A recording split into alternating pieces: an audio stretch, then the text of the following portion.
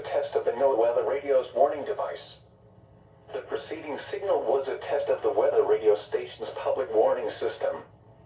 During potentially dangerous situations, specially built receivers can be automatically activated by the signal to warn of the impending hazard.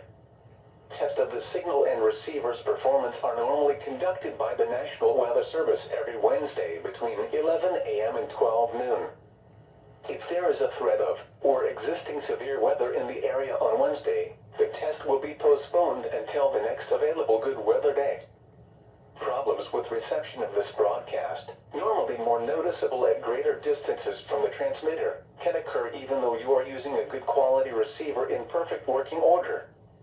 To provide the most consistent and dependable warning service possible, the warning alarm will be activated for hazardous watches and warnings for the following counties: Brazoria, Chambers, Galveston, and Harris. Repeating, this is a test of the NOAA radio's warning device.